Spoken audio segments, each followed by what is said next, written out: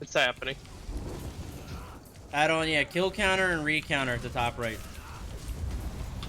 Beedley, if we fight a real group and your meter does 0 damage to them, I'm gonna be very upset. It'll do more damage than yours. Impossible. Oh god! Oh! There's a real group, Need Beedley. some Something? milk. I don't even think it That's is. not I a was, real I was group. reading chat and I got hit. I got It's hit a hard. group, dude. Today we are going to learn about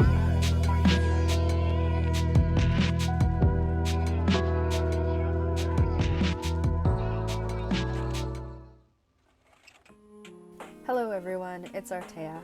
In this video, I'm going to be briefly going over all of the best ways to convert your Telvar into gold. For a written version of this topic, go check out my post on Tamriel Trade Secrets. The value and subsequent price of any item in ESO can fluctuate throughout the year for many reasons. Perhaps it's been a while since an Imperial City event has occurred, so the Hakajo market has dried up, resulting in the price of this Essence Rune skyrocketing to 45k. Or maybe a new consumable has become meta, and crafting it requires a certain alchemical reagent that can drop from the alchemy satchels that you purchase in IC. Whatever the case may be, it's safe to say that both purchasing Hakajo and alchemy satchels are the most reliable and most cost-efficient means to convert your Telvar into gold. Which item will give you the most bang for your buck? It's honestly hard to say, and it really depends on the value of the item at a given moment. But I would say that for the most part, spending your Telvar on alchemy satchels tends to be the best way to convert Telvar into gold. Alchemy satchels can be purchased at the Telvar General Merchant, found in your Alliance's sewer base. They cost 500 Telvar each, and once opened, they yield 18 various alchemy reagents. Some of the alchemy reagents that you can expect to find in these satchels include flowers and mushrooms, some animal parts, clam gall, and even powdered mother of pearl. Just from taking a look at this list, you can begin to understand why this is such a great way to convert Telvar to gold. A lot of these materials, like cornflower, columbine, clam gall, and powdered pearl, cost a lot of gold. If you are in need of alchemy reagents, or you want to sell alchemy reagents but you only play ESO to PvP and couldn't be bothered with farming, consider cashing in your Telvar for these satchels. Hakajo costs 5,000 Telvar, and depending on how long it's been since an IC event has occurred, Hakajo can be worth anywhere from 16 to 45k gold. Though for the most part, I would say that the price of Hakajo wavers around 20k for the better part of the year, on PCNA at least. You can sell your Hakajo straight up, or you can use it to craft prismatic glyphs. If you have the means to do so, I would recommend using your Hakajo to craft a glyph and sell the glyph rather than sell the Hakajo. Selling the glyph is ultimately more profitable because you get more gold than the crafting cost of these kinds of glyphs. The two glyphs I would consider crafting with Hakajo to sell are a truly superb glyph of prismatic onslaught and a truly superb glyph of prismatic defense.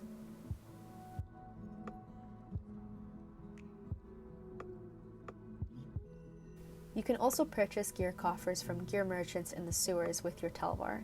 Each coffer will yield a completely random singular piece of gear with a random trait.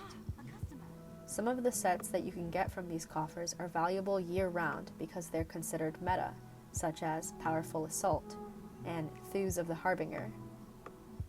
Other sets may not be so popular and likewise may not fly off the shelves during any other time of the year besides when there's a PvP event happening. If there is one, then I'd recommend gambling with the following coffer: Imperial Physique. As always, when it comes to gambling on gear coffers, be sure to stay up to date with ESO content creators to know what sets are considered meta and likewise desirable. This can help you make a well-informed decision when choosing what gear coffers to gamble with.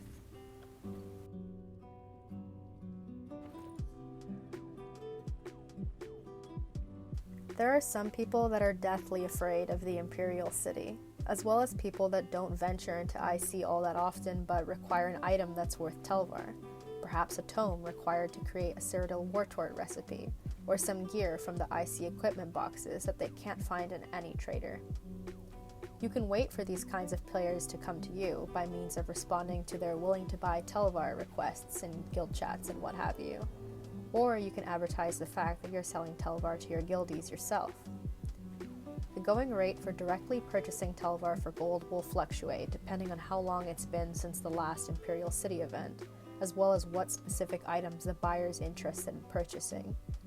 The rates of gold to Televar that I've seen range anywhere from 3 to 1 to 5, or even up to 10 to 1, gold to Televar of course. Be sure to agree upon a reasonable rate and accept the gold from the individual interested in purchasing Televar from you before you spend your Televar on anything. Those are all the best ways to turn your Televar into gold. If you have any suggestions for conversion methods that I've overlooked, feel free to let everyone know about them by leaving a comment below. Thanks for watching the video, and I hope to see you in the next one. Cheers!